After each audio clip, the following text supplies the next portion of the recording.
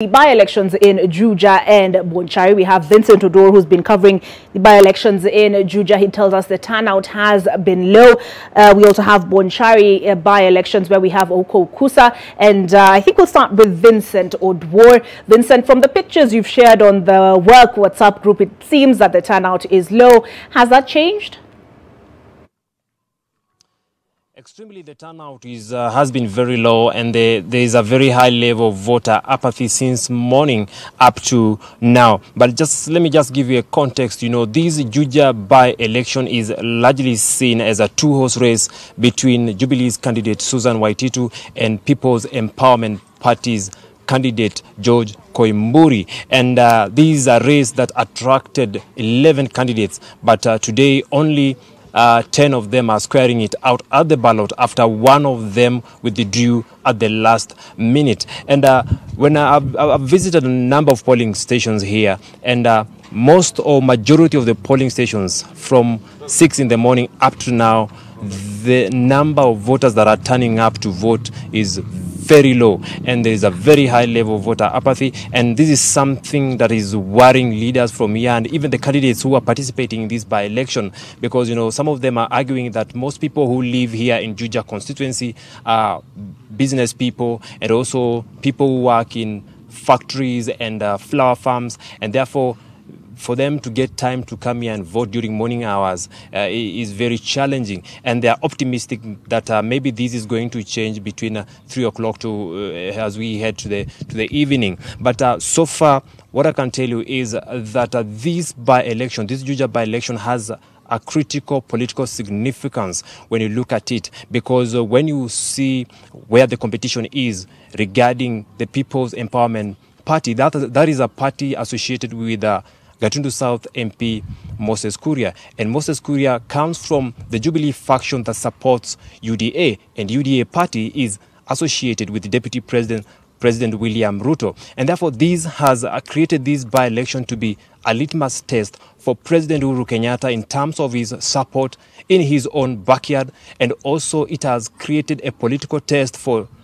Deputy President, or, you know, a litmus test for Deputy President in terms of his efforts to penetrate Mount Kenya and also areas known to be the backyard of President Uhuru Kenyatta as he approaches 2022 general election. And therefore, we are going to come here and we'll tell you how the vote is going to be, and we will also bring you up to speed of what is going to happen. But so far, nothing weird has occurred here.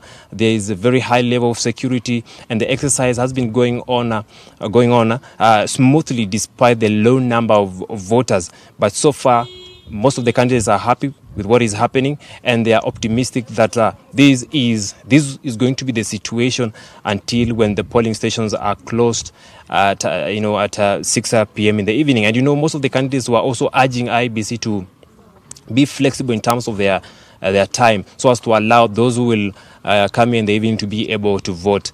Earlier on, I was able to speak to residents and also a section of leaders from this place to really get their views on this exercise, and this is what they said. Sijakaa sana hapa, nimekuja like around 20 minutes ago, na nisha vote. Imekuwa poa. Hakuna line kubwa, nimepata mtu mmoja tu mbele yangu. We were not allowed to do public mobilization.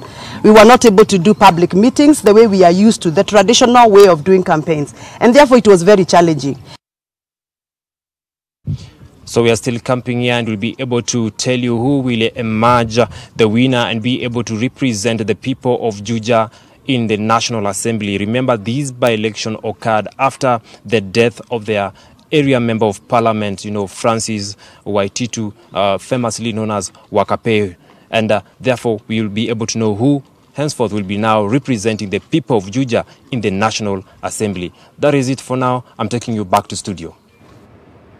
The same occasioned the by-election now that we are going to in Bonchari, and that is the demise of the former member of parliament, and that is John Oro Oyoka, and that is to do with the Bonchari by-election. As Vincent mentioned, the Juja by-election was occasioned following the demise of Francis Waititu, more popularly known as Wakape. Both these members of parliament died after suffering long illnesses in February. So, Oko Kusa, what is the turnout like in Bonchari?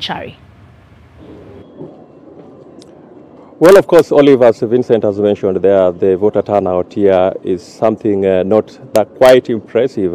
We are talking of just a couple of people turning up in the morning when the polls open at 6 a.m. and there were hopes that maybe that will improve as the day go by.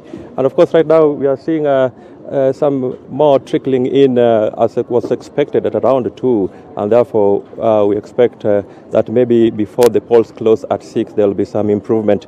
But what we can authoritatively report as at now is that this particular exercise has been marked by low voter turnout, something that some of the candidates here attribute to the heavy presence of police. They are claiming that the heavy presence of policemen manning or taking charge of this particular exercise has sort of scared some voters and occasioned the voter apathy that is being witnessed in this particular process here in Bonchari. And besides that, of course, there have been also claims from some of the candidates of voter bribery and of course, police intimidation. Earlier on, we managed to speak with the UDA candidate in this by-election, that is Teresa B. Tutu, and she claimed that her agents have been harassed and some locked out of the polling stations. Similar sentiments have also been expressed by ODM's candidates, that is Pavel Oimeke. We managed to speak with him again in the morning, and he also expressed fears that the election may not be free and fair if taking into consideration that some of his agents have also been arrested and intimidated. Those are the allegations coming from the ODM candidate in this particular election. And we put these questions to the regional police commandant, that is Karanja Muiruri, and he dismissed them, saying that he has not received any report regarding those claims, but police will be conducting investigations to ascertain how true those claims are. At a certain polling station where the Jubilee candidate, that is Ebede Opore, was casting his vote, we witnessed there was a moment of heightened tension there when an ODM agent confronted the Jubilee candidate, that is Ebede Opore, on claims that his supporters were buying votes, and of course it forced the regional commandant himself to intervene and promise that he will take into consideration and occasion investigation to ascertain how true those claims were. Of course, besides that, there has been a smooth running of the whole process since 6 a.m. We haven't witnessed any violence. We haven't witnessed any of those claims that the candidates have been bringing forward. But of course, we'll be here until 6 p.m. when the polls will close and pave the way for vote tallying, which will happen at, of course, all the 103 polling stations before the final tally will be done here at the CDF hall, where the constituency tally, which is the constituency tallying center. And of course, we'll be here to bring to our viewers the winner of this particular contest. Back to you, Olive. All right, thank you. Oko Kusa covering the Bonchari by-election.